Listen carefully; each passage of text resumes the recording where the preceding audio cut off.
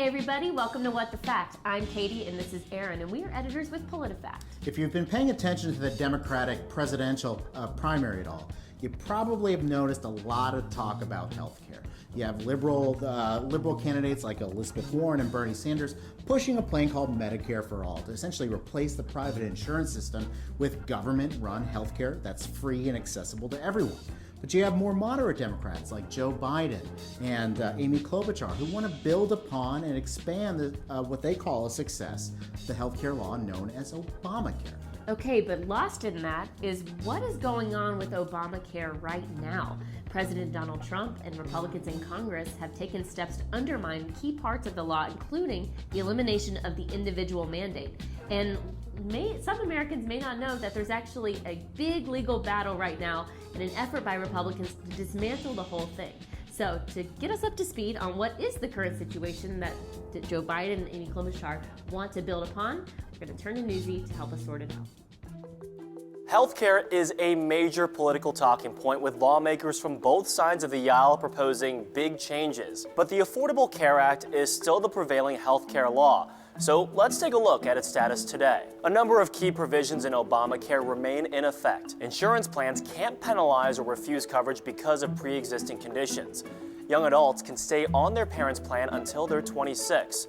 Some states expanded Medicaid coverage, and preventative health care is free. Arguably the most notable part of the ACA that Republicans and President Donald Trump have successfully undone is the individual mandate. The Tax Cuts and Jobs Act effectively eliminated that requirement by making the penalty $0. Other rollback attempts have faced significant legal challenges. In October 2017, President Trump said the government would stop making cost-sharing reduction payments to insurance companies. That money offsets the reduced premiums and deductibles offered to low-income families. Multiple insurance companies sued the administration to get those payments, and their cases are working through the courts. In June 2018, the Trump administration tried to change the rules around association health plans, which let small businesses and individuals band together for cheaper coverage. Those plans are allowed to avoid the minimum standards set by Obamacare. A federal judge blocked the rule change before it went into effect, and the Trump administration has appealed.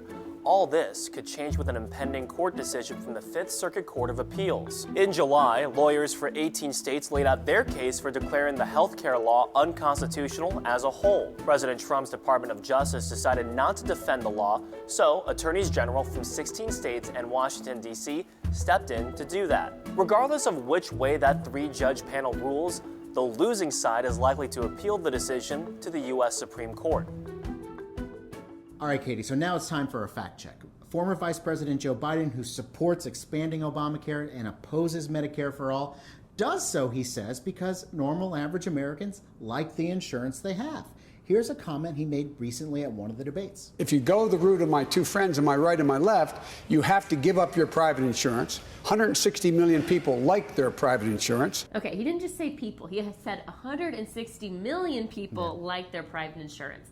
That number corresponds with people who have employer-sponsored insurance. But when we started looking into it a bit more, we found that number is more nuanced, and in fact, it's more squishy than just they all like their insurance. The reality is that people like generally the insurance they have, but what we do know now is that people who have high deductible plans, high copays, they're of course less likely to like the insurance coverage they have, and that's why, for some people, Medicare for All might be more interesting because all of those payments go away. Yeah, I think that on the whole, most Americans say they are satisfied with their coverage. It adequately pays for their bills or helps them offset the cost of medical care.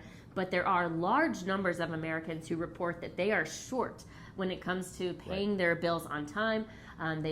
That could actually lead to delays in care or skipping care altogether. So I would say for those Americans, they are not fond of their private insurance. Right. So for a statement that needs a lot more context, partially accurate, we rate it half true.